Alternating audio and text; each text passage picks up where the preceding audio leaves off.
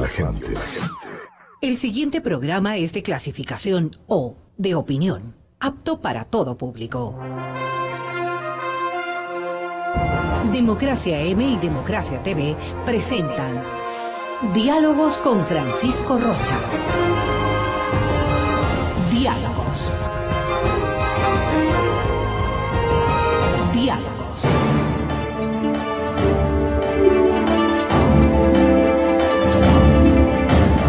Gracias, buenas tardes amigos, estamos encontrándonos para conversar con dos economistas a los que usualmente recurrimos los medios de comunicación para hacer un análisis económico, pero esta además tiene, digamos, tiene connotaciones especiales porque se está terminando un gobierno, gane quien gane las elecciones, se está terminando 10 años de gobierno del economista Correa y hay que hacer, no sé si un balance, pero sí ver cómo quedan las cifras, y para eso Marco Flores y Jaime Carreras son gente que conoce, que han hecho seguimiento y que pueden ayudarnos a ver cómo están las cuentas al cierre de este periodo de 10 años, ¿no? ¿Y qué podría esperarle? Eso será en la segunda parte. ¿Qué le puede esperar al siguiente gobernante? Sea el señor Lasso o sea el señor licenciado Moreno. Así es que bienvenidos, gracias por venir. Marco, habíamos visto ayer y antes de ayer ya circulando un trabajo suyo específicamente sobre la pobreza. Y claro, lo que usted ahí nos descubre es que la década ganada, hay que descubrir para quién ha sido ganada, ¿no es cierto? Así es que, bienvenido. Primero, ayúdenos un poco a ubicar este estudio realizado, este análisis que hace de cifras usted y sobre la pobreza. Gracias, Jaime. Gracias, Francisco. Un gusto estar con usted aquí, con Jaime. Muy amable por su invitación. Me parece en realidad que la pregunta suya es muy pertinente de cómo queda la economía. Me voy a referir a este ensayo que he puesto ahí en las redes, pero me parece que la pregunta justa, ahora pertinente, es cómo queda la economía. Y esa es mi gran preocupación. Creo que todos estamos en estos momentos, si no embobados, por lo menos estamos ocupados en el análisis de las elecciones, de la segunda vuelta, de cómo van las encuestas, en fin. Y la economía, para usar una expresión que la pongo en este trabajo, literalmente está patas arriba. No existe un solo indicador de la economía que no esté en rojo. El crecimiento económico se ha reducido desde el año 2011 de manera sostenida. Actualmente, para que usted vea, hacia finales del año 2016, el ingreso por habitante de los ecuatorianos en términos reales cayó a $4.184 anuales, es decir, apenas $349 mensuales. Eso significa que se ha retrocedido 5 años a los niveles que teníamos en el año 2012. Del 16 ayer. A los niveles del año 2012, ¿sí? Esto es grave. Y como le digo, por donde usted mire, los indicadores están mal. Comentábamos con Jaime que hay cosas que están pasando y que ya a la gente o le parecen normal o simplemente la gente piensa y dice, bueno, que sigan hasta que termine el gobierno, no queda más. $1.000 millones más le sacan prácticamente al Banco Central. Sí, en los últimos 2 meses de la Reserva Monetaria. Una cosa verdaderamente dramática, espeluznante. Y yo no sé si la población ya como ¿percibe bien esto? Percibe bien eso o simplemente dice, bueno, no podemos hacer nada, lo cual sería lamentable. Me parece que los dos binomios deberían tener un grupo de crisis, y esta no es una exageración, preocupados de analizar la crisis y de tener, de dedicarse a proponer medidas anticrisis, cualquiera que gane de los dos sectores. Pero dicho por el licenciado Moreno, esto va a tener algunas variaciones, pero en general entonces, nos pide que no nos preocupemos, que esto va a estar bien, que además le alcanza para mejorar, triplicar incluso el bono. Bueno, las cifras, y le puedo dar otras, pero estas que son importantes, ya voy a referirme a las de la pobreza, revelan todo lo contrario. Aquí literalmente no hay en dónde caerse muerto. El Ecuador está viviendo de una deuda que sigue creciendo. Las estimaciones que estamos haciendo es que la deuda está en el orden de los $50.000 millones. Y los señores estos comenzaron con $10.000 millones, ¿no? Esa fue la deuda que tenían ellos a junio del año 2009, 10 mil millones de dólares. Y ahora tenemos una deuda de 50 mil millones. Ahí hay unos 10 mil que ellos no la contabilizan, pero En el todo que no caso la sería 40. no, O sea, en no. último de los casos. Si bueno, ellos dicen que es 40. Ya. Pero hay 10 mil que son deuda, que se paga intereses, que se paga capital, y que simplemente no la consideran, entonces la ponen en otro lado. Es decir, esto es simplemente esconder la basura debajo de la alfombra. Pero como le digo, veamos por ejemplo unas pocas cifras rápidamente sobre el tema de la pobreza en el Ecuador. Porque no es cuestión de decir cualquier cosa, sino de ver las realidades. Y por eso es que yo pienso que estos potenciales nuevos gobiernos, por ejemplo el de Lasso, debería tener un equipo de gente analizando la crisis y preocupada de las medidas que tienen que tomar en una economía realmente de crisis por un problema bien grave. Creo que Jaime considera conmigo, cuidado, se desilusiona a la gente cuando lleguen al poder y vean que no pueden hacer mayor cosa y que una gran cantidad de ofertas no pueden ser cumplidas, por lo menos no en el tiempo y en la forma esperada, y se desilusiona nuevamente la gente y les tenemos de regreso a estos señores, ahora sí por 30 años más. O sea que el presidente Correa podría tener razón. Si gana Lasso en 6 meses, quiebra el país y yo tengo que volvérmeles a presentar. Bueno, ya lo deja quebrado, pero la gente tiene una expectativa, no todo el mundo comprende el grado de quiebra del país. Entonces, la gente tiene una expectativa de que venga el nuevo gobierno y me solucione mi problema. Pero cuando el nuevo gobierno se aboque a las realidades que tiene, las cosas no se solucionan de la noche a la mañana. No es que la inversión viene de un día para otro. No es que el crecimiento económico se produce de un día para otro. Y por lo tanto los trabajos mucho menos. Ah, por supuesto. No. 60% entre desempleo y subempleo, 60% de la población económicamente activa está desempleada o subempleada. Esto quiere decir que solamente 6 de cada 10 ecuatorianos tienen empleo en el sector formal de la economía. Los otros tienen seguridad social. Claro, que tienen seguridad social, 13º sueldo, vacaciones. Los otros están en el subempleo o están abiertamente desempleados en una informalidad. Veamos las cifras, y le voy a dar unas pocas cifras, ¿no? El momento que usted quiera las podemos ampliar. Estas cifras son fuente INEC, de manera que no hay aquí... O sea, es una fuente oficial. Aquí no hay donde perderse. A ver. Cortadas al 31 de diciembre del año 2016. Luego podemos hablar del problema grave del desempleo juvenil y del problema grave del trabajo infantil. Desagregando todo el tema. Pero voy a dar las cifras globales generales. Tenemos 2.8 millones de personas que... 2.8 millones de personas, por un lado... A ver, perdón. 2.8 puntos será no, que la... Tenemos 1.4 millones de personas, ultra pobres en el Ecuador, en pobreza extrema. Este 1.4 millones de personas vive con $1.60 al día. Pero no solamente considerando la pobreza por ingresos, no solamente que les falta dinero, sino que tienen pésima salud, pésima capacidad para educarse, pésima vivienda, una serie de indicadores sociales que son lamentables alrededor de ellos. No solo es el problema del ingreso. Imagínense lo que es vivir con $1.6 diarios, un $48 al mes.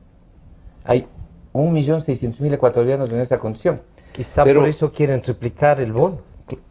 Ya me voy a referir a eso. Pero aparte de eso, tiene otros 2.4 millones de ecuatorianos que viven con $2.8 al mes, o sea, menos de $90. En total, 2.4 millones de ecuatorianos viviendo con $2.8 y 1.4 millones viviendo con $1.6, quiere decir que usted tiene más o menos 4 millones de ecuatorianos viviendo en total pobreza o en pobreza extrema. Es la realidad del Ecuador. Cuando usted asoma y dice, yo les ofrezco un bono o cualquier cosa parecida, $150, la respuesta, que es lo que yo también diría en una situación así, ¿dónde firmo? Claro. ¿Dónde firmo? 3 veces con lo que estoy viviendo. Pero claro, esta es la realidad luego de 10 años del mismo gobierno y de 300.000 millones de dólares gastados. Jaime, bienvenido, buenas tardes.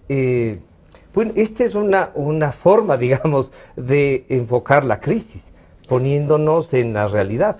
Pero hay otras cosas que a la población como que todavía no sé si es quizá la propia falta de educación o el estado de propaganda que nos ha hecho ver otras cosas. La deuda, la seguridad social. ¿Les importará? ¿Estarán pensando en cómo se pueden jubilar? ¿Cómo están en cambio las cifras? Ya vemos que esto de la pobreza con el trabajo de Marco, que además incluye otros temas. ¿Cómo ve el Observatorio Política Fiscal? ¿La política fiscal se suma a esta quiebra en general? Bienvenido, Bueno, buenas tardes. Gracias a la invitación, Francisco. Saludo a Marco y a la audiencia. Yo creo que hay un tema estructural profundo de concepción del desarrollo del país, ¿no? Si uno mira en los últimos 50 años prácticamente, ¿no? El Ecuador ha estado girando en torno al petróleo esencialmente y ha tenido periodos de boom petrolero en los 70s, 2 décadas de crisis posteriores, 80s y 90s, hasta la crisis del 99. Luego el petróleo comenzó a subir desde el 2000 con la dolarización. Hemos tenido prácticamente más de 15 años y se hizo lo mismo que se hizo en los 70s y hoy volvemos a tener otra crisis y ya son 5 décadas. ¿Pero es peor que de la de los 80? Claro, ¿sí? es mucho peor porque el Ecuador no ha entendido todavía cuál es el camino del desarrollo. Y si uno compara en América Latina, los países que están en esa senda del desarrollo ya tienen un norte definido de lo que es el progreso y las formas de progresar. Si miramos, por ejemplo, Chile, Chile pudo concertar en una idea de desarrollo, ¿no? Los mercados, las responsabilidades económicas, las responsabilidades fiscales, no endeudarse demasiado, hacer que las economías sean más eficientes, ahorrar. Y esa óptica de desarrollo la tiene Perú.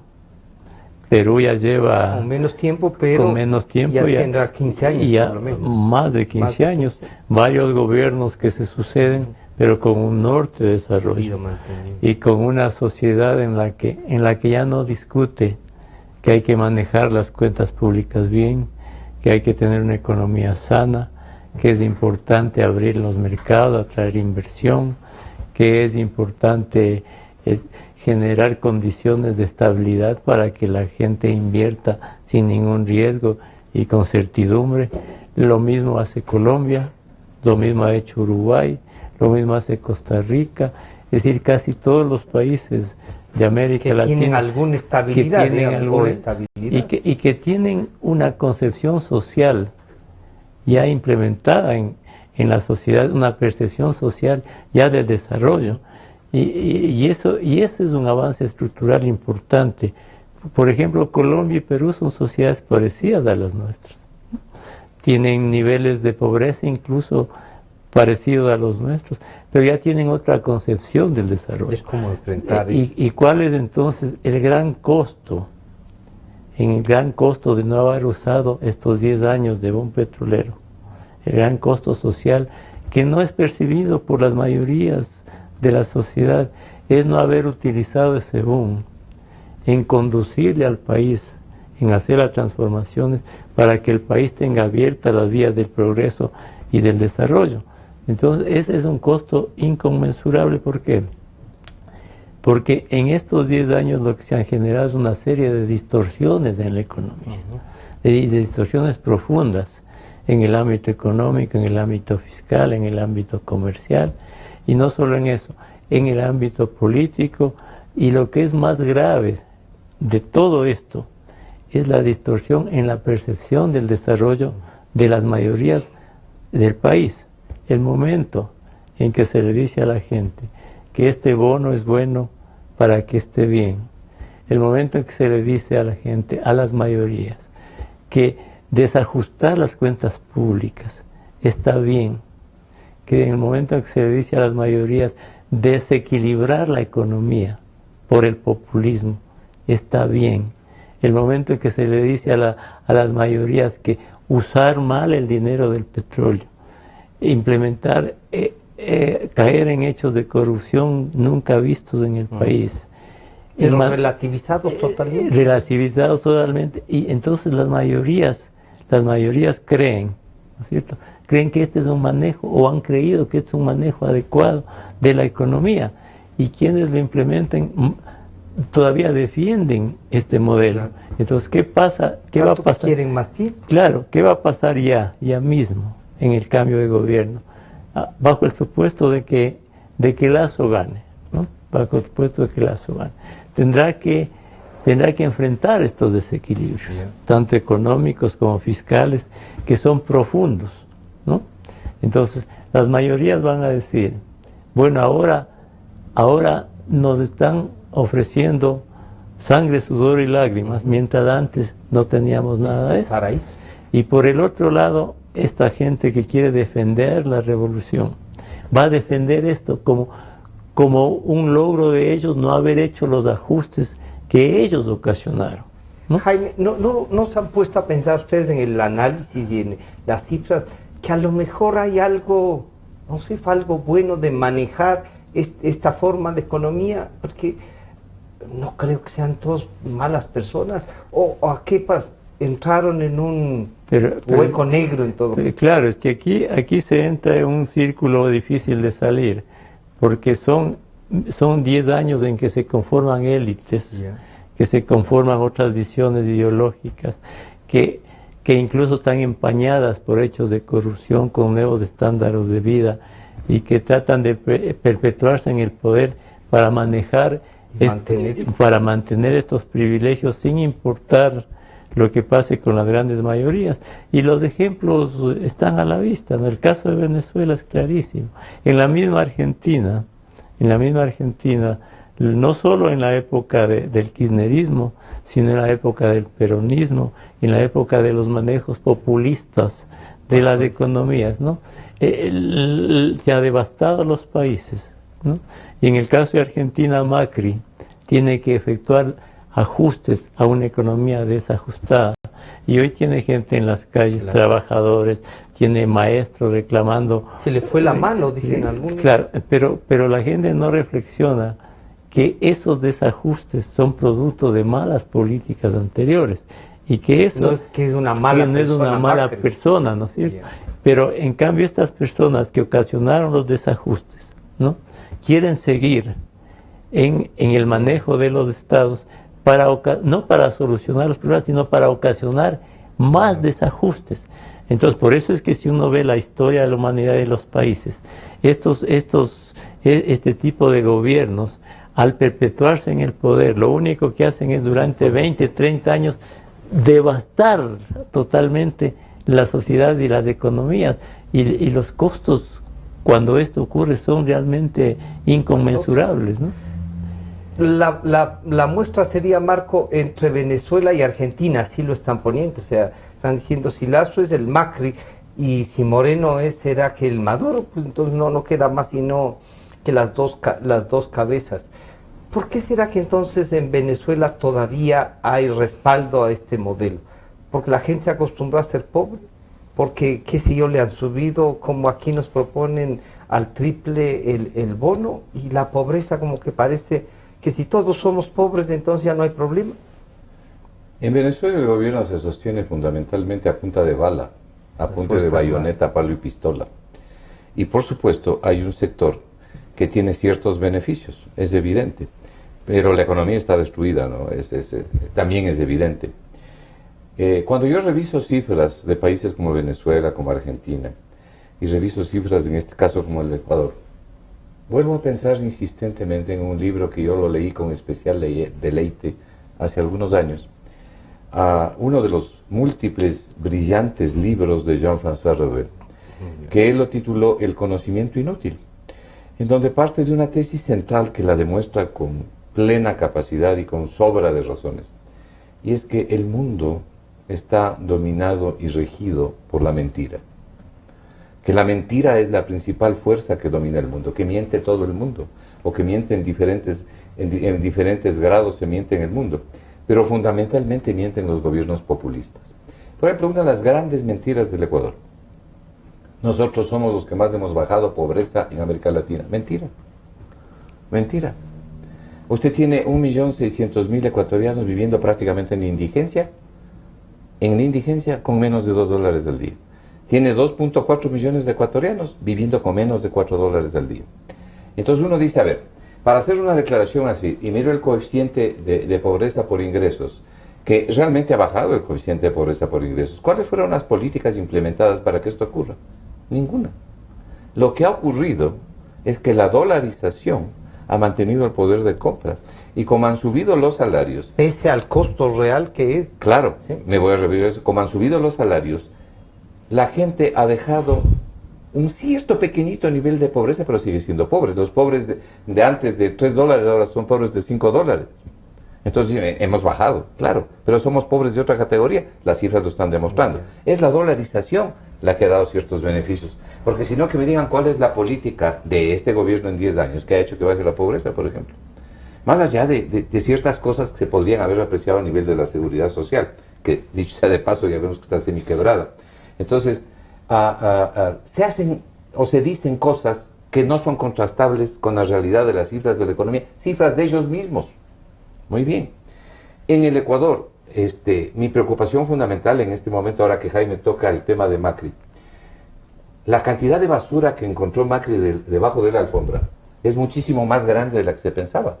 Quizá no se ha visibilizado. Claro, lo el desajuste que se han encontrado en Argentina es muchísimo más grande de lo que se pensaba, en diferentes órdenes.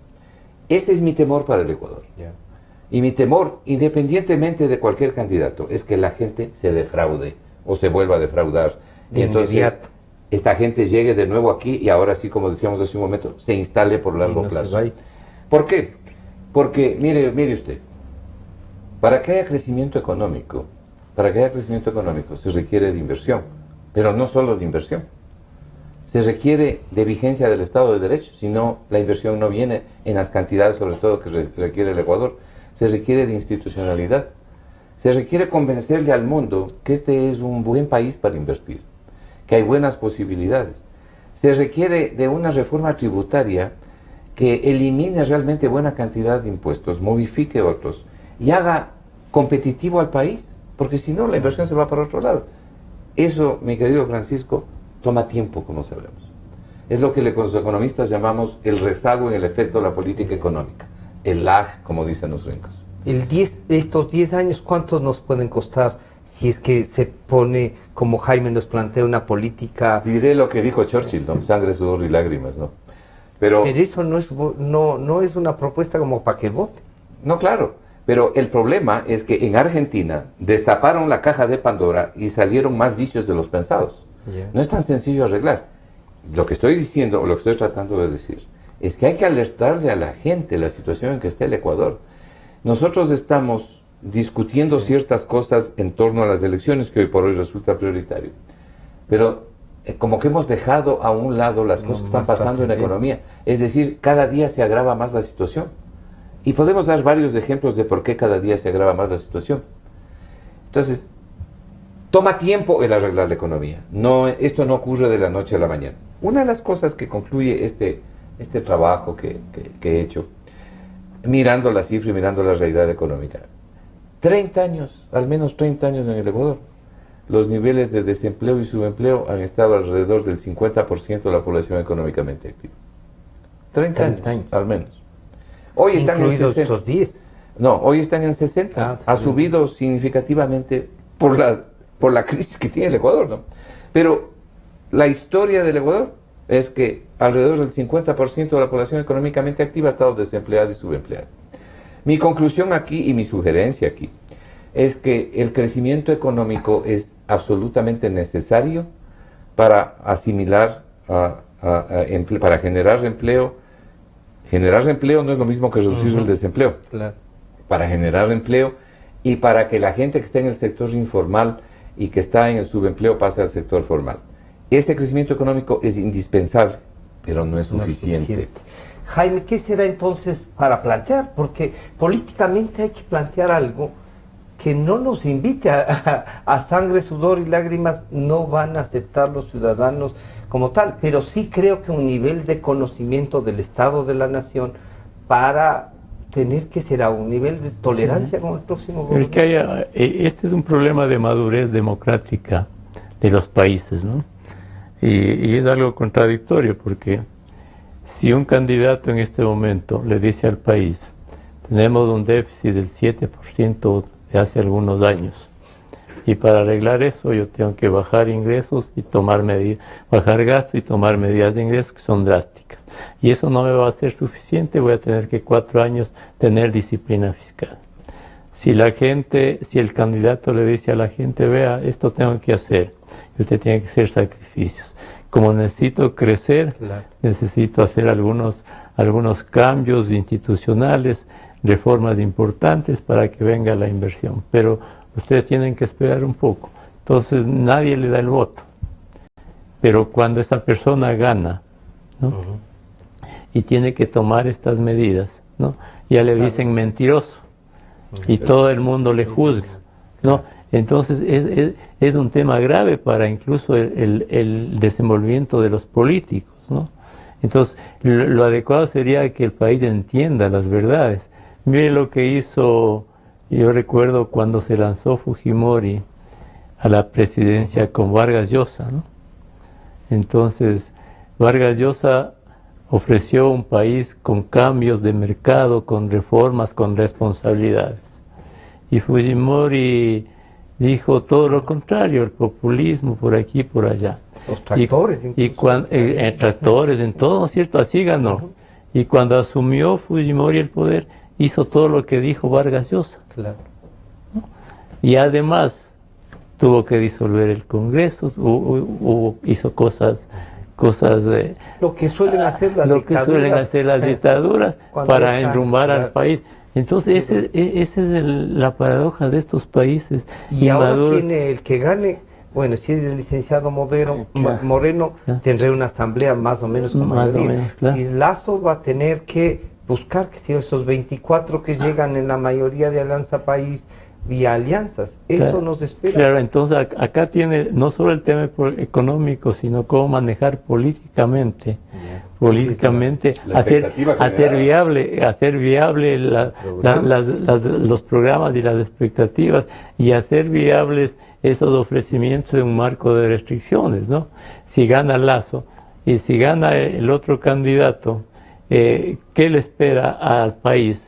Más agudización de los problemas que hemos tenido hasta hoy, porque estructuralmente este modelo ya está implementado y no va a haber manera de desmontarlo, porque además, si gana ese candidato, es la continuación de la revolución y de los logros, claro, de esta revolución. Pero ¿cuáles son los logros? De esta revolución? Corrupción en primer término. Segundo, desajustes fiscales profundos, es un logro de esta revolución. Una economía que decrece desde hace el 2015, es un logro de esta revolución. Inversión extranjera casi nula, es un logro de esta revolución. Aumento, pero drástico, del endeudamiento público, es un logro de esta revolución. Utilizar al Banco Central con las reservas para prestarle al Estado, es un logro de esta revolución. Aumentar desmesuradamente el tamaño del sector público, es un logro de esta revolución. Entonces, cuando vemos en las calles salir a defender la revolución, ¿qué se defiende? Todos estos desajustes. Pero eso significa que no están conscientes los ciudadanos, que piensan que esto es bueno. ¿O claro, entonces allí está el problema central a la que se aboca el país el 2 de abril, ¿no?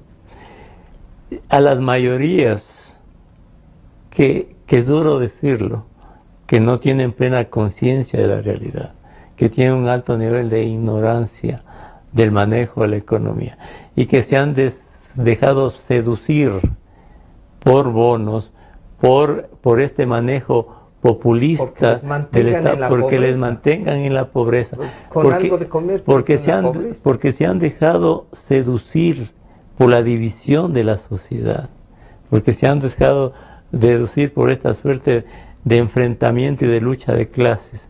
Es malo el capital, es malo el banquero, es malo el empresario, y no importa que siga siendo pobres, pero este gobierno ha ajusticiado a los que tienen dinero, ha ajusticiado la riqueza. Entonces todas estas grandes masas que son víctimas, son carne fácil para el populismo, porque el populismo utiliza el sentimiento de la gente, la división de la sociedad. Significa esa percepción de que a lo mejor el pobre jamás va a dejar de ser pobre si no tiene la ayuda del Estado, si no tiene ese encantamiento del populismo, ¿no es cierto? Pero no se da cuenta de que lo que pasa en Venezuela, ¿no? En Venezuela también hay masas que le apoyan al gobierno venezolano y resguardadas por las Fuerzas Armadas y que de manera adelante no les importa este rato comer de la basura, ¿no? Si en Venezuela le entrevistan a una gente pobre que está comiendo allí o está haciendo 6 horas de cola allí, dice, bueno, no importa que haga 6 horas de cola, pero me están dando un medrugo de pan. Entonces llega a esos extremos de percepción de la sociedad y de manejo absolutamente irresponsable de la ignorancia de la gente, ¿no? Entonces, si es que un nuevo gobierno o este gobierno se perpetúa a través del candidato, tiene el camino directo a ese futuro, porque la estructura montada alrededor de eso ya está dada y no se va a cambiar en el futuro. Lo que se va a hacer es profundizar, porque en el futuro se va a decir, yo necesito hacer este modelo, seguir con este modelo y voy a seguir endeudándome como hasta ahora. Claro. Voy a seguir grabando impuestos, no importa de dónde sea. Voy a tener este nivel y no importa a los ricos. Claro, no importa que la economía se vaya deteriorando, no va a importar, porque este ya es un círculo así. Entonces, mi querido Francisco, si es que el Ecuador el 2 de abril no entienden las mayorías que la decisión está entre profundizar el subdesarrollo, la crisis y la pobreza del país, o cambiar a un modelo económico que les lleve al progreso al Ecuador, y no solo eso, cambiar este esquema por un esquema de libertades individuales, políticas y sociales, de democracia, de reconstruir otra visión del país. Si no se entiende esto, el país estará condenado. Porque aquí el tema no es el tema de Lazo o del banquero o de este otro señor que está. El tema es entre las libertades para progresar, ¿no? O la carencia de libertades para tener un país mucho más pobre que el que tenemos, ¿no? Marco, y allí viene la pregunta. Los jóvenes, y este es un país joven esencialmente, ¿estarán un poco entendiendo esto? El estado de la economía, la crisis en sí, o están un poco así, como no pueden estudiar, no pueden trabajar, entonces no les interesa el país, y peor las propuestas que se puedan hacer. ¿Cómo ubicamos y qué les pedimos a los jóvenes?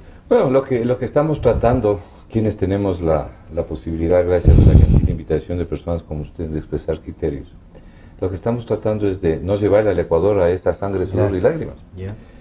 En el Ecuador, desgraciadamente, y digamos las cosas por su nombre, existe un altísimo nivel de ignorancia. El problema básico del Ecuador es de educación, de amplios sectores. Ignorancia quiere decir ignorar algo. Claro, que no conocen. Grados de conciencia reducidos respecto a lo que ocurre, que no conocen.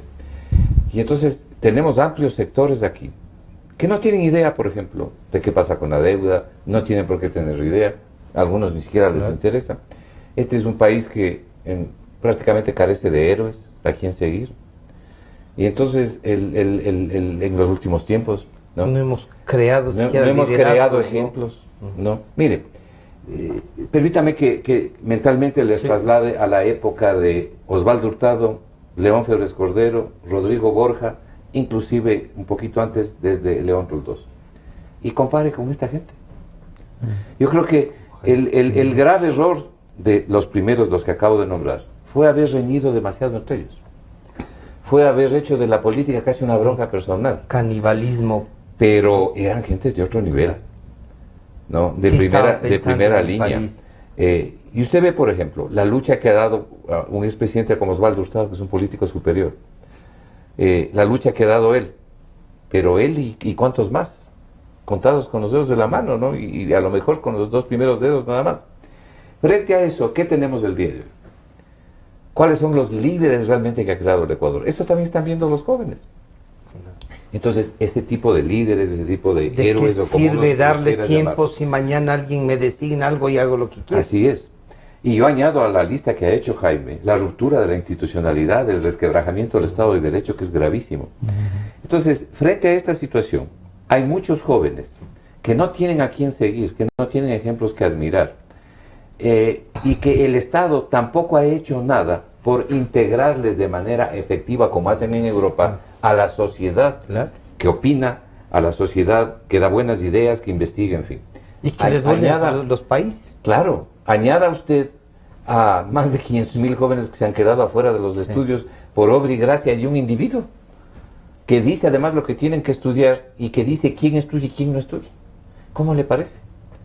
Entonces, este cuadro de conjunto, que es un cuadro que pertenece al populismo más recalcitrante, le ha destruido al Ecuador, y hay que reconstruir el Ecuador. Los populistas no existen sin pobreza, a ellos les interesa mantener la pobreza, pues si no, ¿quién va a votar por ellos por las dádivas? Me interesa que sigas siendo pobre, pero te voy a regalar un bono, te voy a regalar aceite, te voy a regalar arroz. Te voy a ayudar. Pero vas a mantenerte en esa situación, pues, porque no sales de ahí. Por eso lo que estoy proponiendo aquí es el financiamiento de los emprendimientos, para que la gente, esta gente a quienes no se filtra realmente el crecimiento económico, que en el Ecuador difícilmente ha sido sostenido en el tiempo, ¿no? Además, o que si se filtra muy poco, sea su propio jefe, tenga su propio negocio. Ejemplo, la costurera que quiere una maquinita de coser, o el sastre que quiere mejorar su taller, o el plomero o el carpintero que quiere nuevas herramientas para tener mejores tecnologías en su trabajo. Los jóvenes, yo ponía en una entrevista aquí donde sus colegas de al lado el día de ayer justamente como ejemplo, y ni siquiera les conozco, pero sé quiénes son, el de las menestras del negro, un emprendimiento que ha crecido tanto. Los ceviches de la Rumiñahui se crearon en un garaje. País, sí. Se crearon en un garaje. Rumiñahui, justo. En la Rumiñahui, sí, claro. Y está en todo el país, y me han dicho que está en los Estados Unidos incluso. Esos son pequeños emprendimientos. Aquí mucha gente no emprende un pequeño negocio por falta de financiamiento.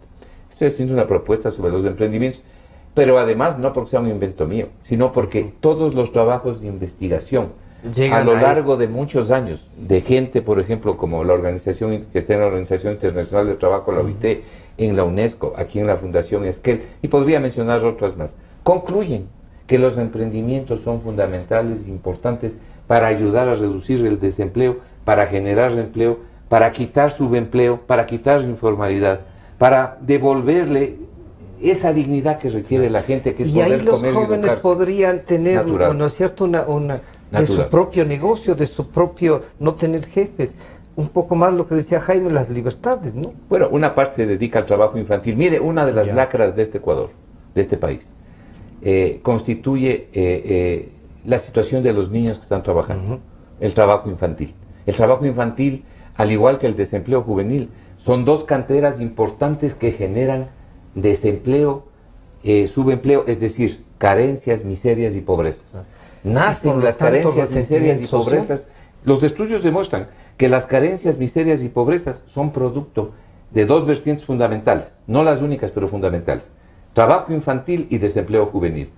El niño que hace trabajo infantil y que llega a ser un joven desempleado tiene garantizada la próxima generación de pobreza, de acuerdo a las investigaciones de la OIT, por ejemplo. Entonces, hay que enfrentar estos aspectos para ayudar a los niños. El 67% aproximadamente de los niños que trabajan en el Ecuador, menores, porque el código de la niñez en el Ecuador dice que hay que contabilizar como trabajadores a partir de los 15 años. Bueno, los niños que de 15 años para abajo trabajan, el 67% lo hace por necesidad de ayudar económicamente a su familia. Para sostener la familia. Y en el caso de las niñas, existen problemas gravísimos, particularmente en las niñas que realizan trabajos domésticos a puertas cerradas. Son abusadas, hay una serie de crímenes contra los niños. Son terribles las realidades. Y en el caso de los jóvenes hay los ninis, los que ni trabajan ni estudian. Bueno, estos son muchísimos en el Ecuador. Y estamos hablando de una situación de pobreza de al menos 4 millones de gentes. Esto quiere decir que, como diría en su momento el sacerdote jesuita José Ignacio Rueda, que tal vez usted recuerde, son horas las presentes, Señor. Esto no es para mañana. Entonces, lo que hay que hacer es generar una política económica que no solamente busque el crecimiento económico, sino que se introduzca en aspectos sectoriales específicos como los que estamos hablando, para poder ayudarle a esta gente. Pero ahí viene lo que dice Jaime, Marco. Hay que primero organizar la economía incluso para esto. Primero necesita líderes honestos. Ya. Un líder honesto, inteligente y valiente les lleva a su pueblo por la ruta del progreso. Un líder que no reúne estas características utiliza a su pueblo y utiliza al Estado en su propio beneficio, en el beneficio de su grupo, y liquida la economía y vuelve más pobres a los pobres. Y es más, pereniza la pobreza, que es lo que estamos viendo en varios países, este momento, como en el Ecuador. Y por si acaso alguien tenga duda, los señores Castro llevan 60 años en Cuba. ¿Y qué le ha pasado? Y el señor Maduro y el señor Chávez, ahora con el señor Maduro, llevan 18 años en Venezuela. Por si acaso alguien en el Ecuador diga, no, es que a nosotros aquí en el Ecuador esto no va a pasar. ¿Y por qué no va a pasar? Ya está pasando. Estamos 10. Jaime, entonces, en esto, les quiero plantear, ¿qué le recomendamos a los candidatos? ¿Será? ¿O al candidato que quiere escuchar? ¿Cómo enfrentar esto? ¿Será lo que nos plantea Marco, hacer ya un equipo de crisis que sepa cómo pagar los sueldos a finales de mayo? ¿Cuáles son las ideas base para enfrentar primero la campaña y después los 100 primeros días con todo esto que hay que hacer? Más que los candidatos, Francisco. A la población. Y yo creo que es un llamado a la sociedad ecuatoriana. Este momento no es un tema de izquierdas, de derechas, de candidato A o de B. Es un tema de libertades. Y aquí hay algo que yo no había visto en décadas, Marco, Francisco, y que me parece alentador, ¿no? Nunca he visto en estos años, en décadas, que por ejemplo una fracción de izquierda como la antigua MPD, ¿cierto?, diga yo voy a apoyar a este candidato porque es un tema de libertades y de democracia. La Unidad Popular hizo esa declaración. ¿Sí? Y no solo él, está el Partido Social Cristiano, está una gran fracción de la izquierda democrática, están los trabajadores, están los indígenas, está una serie de partidos, de sectores que nunca, en estas décadas, Francisco, creo que los tres tenemos claro, me imagino desde los 70s, ¿no? ¿Cuándo en el país ha ocurrido algo de esto? Porque siempre ha habido una lucha feroz entre izquierdas, derechas y todas las fracciones. Pero hoy, casi todos los sectores, con una mínima excepción, quizás la gran excepción es del mismo gobierno que quiere permanecer, pero las grandes capas sociales están luchando ¿por qué? Por las libertades, por la democracia, que eso por una nueva institucionalidad del país. Están luchando porque cuando, Francisco, hemos oído un consenso alrededor de reducir el tamaño del sector público, y hoy hay consenso sobre esto, ¿no es cierto? ¿Cuándo hemos oído en el país que hay que manejar bien las cuentas públicas y no endeudarse mucho en el Ecuador? ¿Cuándo? En décadas, Francisco. Entonces yo creo que la gran tarea de este momento de toda la sociedad es articular un modelo de desarrollo en torno a lo que ya hay un consenso casi implícito, ¿no? Entonces, si luego de estas elecciones gana el candidato X, que está en esta dirección, ¿verdad?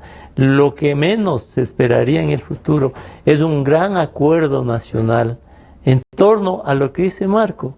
Hay que fomentar el emprendimiento, en torno a las responsabilidades fiscales, en torno a un buen manejo de la economía, en torno a rescatar la institucionalidad democrática del país, la división de poderes.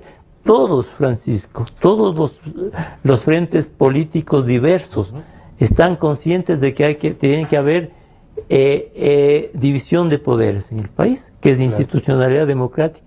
Todos están conscientes de que se tiene que echar abajo este Consejo de Participación Ciudadana, que tiene que haber una Contraloría independiente, que tiene que haber una Fiscalía independiente, que tiene que haber una justicia independiente. Todos están de acuerdo en que tiene que manejarse bien las cuentas públicas, que tiene que haber transparencia, que no tiene que haber corrupción. Yo creo que implícitamente hay acuerdos en ese sentido, y ese es el camino de la restauración económica, social, política, civil del Ecuador, que tiene que darse a partir del 2 de abril. Entonces aquí, incluso todos, Francisco, están de acuerdo en cuidar los votos.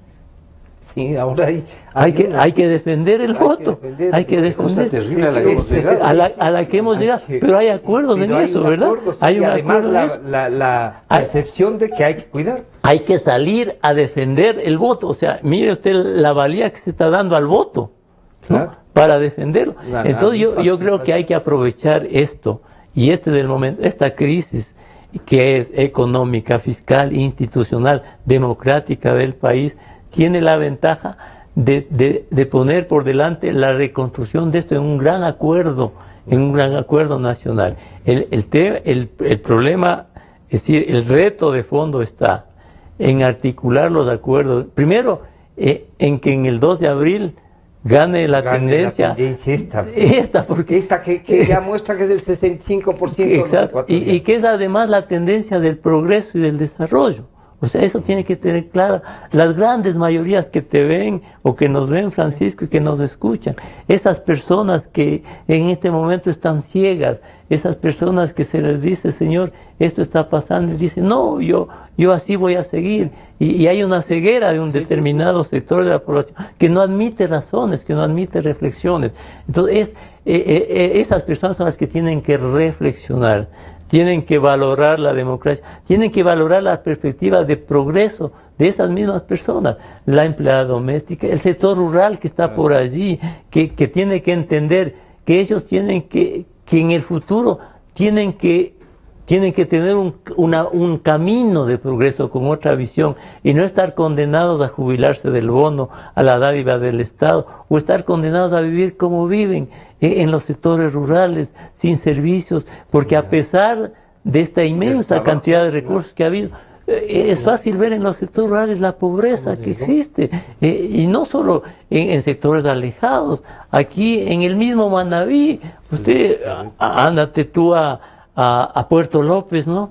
Tienes una calle bien y al lado no tienes agua potable ni alcantarillado. Y ahora se acaba de caer, ¿no?, la carretera de hace 20 años. Exacto. Entonces, mira, este es el gran reto del país. Yo creo que hay cosas que están madurando en la sociedad, pero que en estas elecciones se tiene que encontrar la puerta de salida a un nuevo horizonte, a un nuevo amanecer del país, ¿no?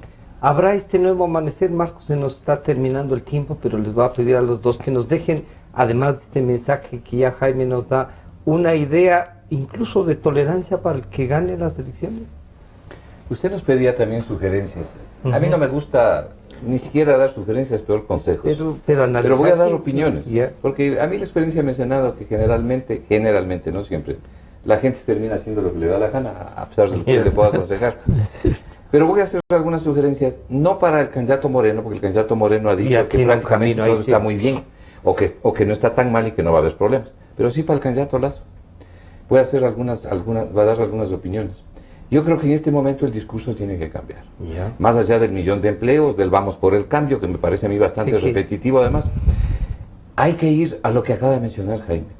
Esta es una lucha para unificarle al Ecuador, para tener cuentas fiscales claras, para no mentirle a la gente, para que el Banco Central vuelva a ser lo que ha sido. Los que quieren sumarse a esta causa tienen que estar con él. Tienen que votar por Lasso los que quieran sumarse a esa causa. Porque Lasso en este momento no representa simplemente su candidatura. No representa simplemente su candidatura. Ahora representa la posibilidad de rescatarle al Ecuador de las cuentas fiscales mentirosas, de generar inversión para patrocinar un mejor nivel de empleo, de crecimiento económico, para devolverle al Ecuador estabilidad en el manejo de las finanzas públicas, para racionalizar el tamaño del Estado, para crecer. Los que estén de acuerdo con este discurso, hoy por hoy, tienen que votar por Lasso, porque esa es la representación de lo que en este momento, no el candidato, sino la persona, de lo que el Ecuador requiere. Me parece que tiene que haber, más allá del discurso del 1.000.000 de empleos y del vamos por el cambio, un discurso de unificación en los elementos centrales de la economía y del país. El Estado de Derecho, los que creen en el Estado de Derecho, los que quieren una justicia imparcial, los que creen en la institucionalidad y creen que las instituciones deben ser libres, fuertes y respetables. Todos estos tienen que agruparse aquí. Los que no quieren que vayan por el otro lado y sigan con el populismo, y entonces sí vamos al llanto. Y ahí sí vamos a ver cuáles son los resultados. Al ahí final. vamos a ver cuáles son los resultados. Pero todos aquellos que estamos pensando diferente, tenemos ahora la obligación moral de rescatarle al Ecuador. Y hay una sola opción. Hay una solución. Yo no hago aquí propaganda por ningún candidato. Lo que estoy es hablando del rescate del Ecuador, del rescate de sus principios, de sus bases, de su institucionalidad, de su Estado de Derecho, de su economía, de su sociedad. Volverle al Ecuador nuevamente fraterno, volverle al Ecuador nuevamente solidario, ponerlo nuevamente en la ruta del crecimiento. Esa es la disyuntiva. No es la disyuntiva simplemente entre dos candidatos el día de hoy. Jaime, ¿cómo entonces recuperamos esto que en concepto es la democracia? Que nos respetemos, que aprendamos, pero que tengamos un marco base de un país en donde todos queremos vivir, ¿no? Sí, esta es la responsabilidad de todo el Ecuador, es la responsabilidad de quienes tenemos esta oportunidad brillante de opinar, y si el Ecuador no entiende, y las mayorías no entienden, que el camino del progreso es en primer término la libertad, el sentirse libre, libre para opinar como estamos haciendo ahora, el tener siempre esa sensación de que somos libres. Hoy no la tenemos. No hay espacios es donde fundamental. se puede hacer, claro. No hay desarrollo de los pobres y progreso sin libertad. No hay. Y no hay forma de salir de la pobreza sin responsabilidades económicas, sin responsabilidades fiscales, sin inversión. Y sobre todas las cosas, no hay forma de progresar y de que la gente pobre se sienta libre y progrese. No hay manera sin que ellos entiendan de que el progreso de esas grandes capas está en su propio esfuerzo, en su propia competitividad, en sus responsabilidades individuales, no solo para las oportunidades del Estado que les dé para abrirse camino, para emprender, para invertir, no solo eso. La principal responsabilidad de esas personas está en saber elegir a quién le brinde esas oportunidades y no elegir para condenarse en su propia miseria, eligiendo o perpetuando los populismos y los malos manejos de la economía. Entonces la responsabilidad es individual y esta es la oportunidad histórica que tiene esa gente y las mayorías, y que nos escuchen bien, porque si en esta oportunidad no eligen el camino correcto a través del voto, que no se lamenten después de su propia pobreza, porque va a ser mucho más difícil. Y el ejemplo está en un país tremendamente rico como Venezuela, que tiene lacerantemente a gente comiendo de la basura, 17%. Comiendo de la basura. Francisco, ese es el llamado en este momento, tal vez un llamado ya de desesperación, de clamor, para que haya reflexión en el voto el 2 de abril, ¿no? Yo quiero agradecerles a ustedes por compartir este pensamiento, los estudios que permanentemente le ofrecen al Ecuador, y claro, los ciudadanos tenemos que asumir también las responsabilidades, ¿no? Dos economistas valiosos que con frecuencia y permanentemente están opinando sobre el estado de la economía en el Ecuador, a los que acudimos los medios para que nos ayuden a reflexionar y a reconocer lo que está pasando en nuestro país. A este programa estará a disposición de ustedes a partir de las 3 de la tarde nuevamente, gracias a nuestros amigos de Facebook que nos han seguido también, de Democracia TV y de la 920 AM. Nos estamos encontrando el día de mañana. Muchas gracias a ustedes. Muchas gracias. Es la 1:01 minuto.